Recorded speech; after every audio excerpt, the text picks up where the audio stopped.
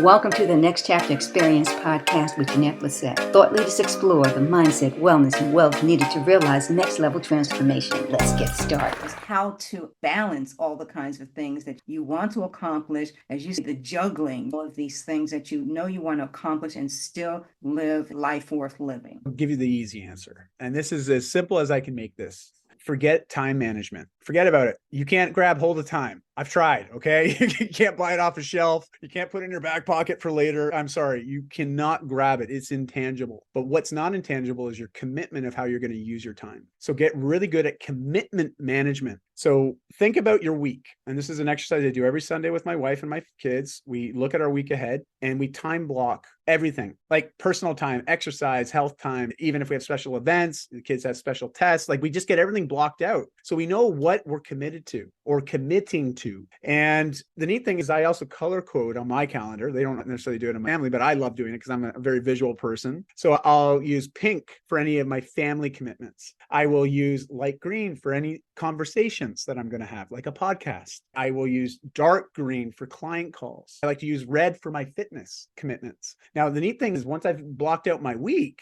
I can look at that and see, holy smokes, I've got very little red blocked in this week. So that means I don't have very much health and fitness committed to this week. I should balance that out. I got to add one or two more in. So I'm going to work out a little workout in here. I'm going to go for a nice afternoon walk here. Great. Now it's blocked in. That's looking a little bit more balanced. So rather than dealing with this intangible battle that we have with our time and how we're leveraging our time, is get really clear on how you're committing to use the time. And I find that's a simple way to get really clear on being able to look at your week in a way that gives you a very clear understanding of where there might be imbalances or where you may not be focusing enough energy. And that's the easiest way I could describe it. It's good stuff. Because it makes your awareness. You're taking inventory. You're taking control of your time. It's the easiest way to take something that's subjective and make it very objective. I think that is the piece that helps the awareness because you can't argue it now. You can't say, oh, I forgot. I lost track of time. Like how many times do we hear that? Oh, I missed it. I'm so sorry. No, I even use the little reminders. It syncs with my phone. My phone pops up. It gives me like three reminders before an appointment. It's 1 hour,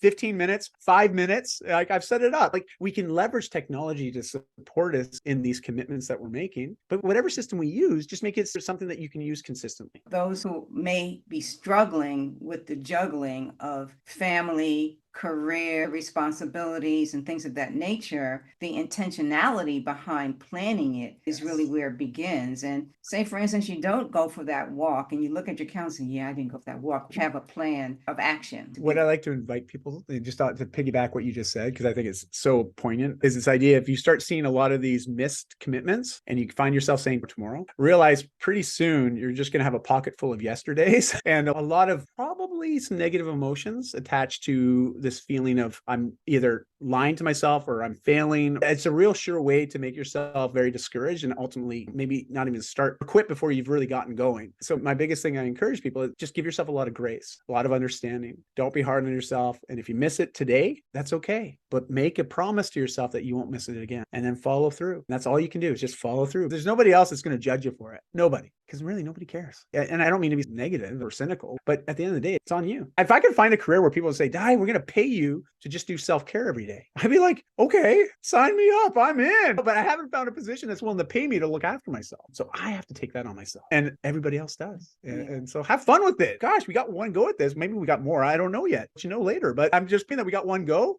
Make the most of it. Have some fun. Make some great connections. Fun part. And I noticed that's injected through a lot of your conversations, having fun.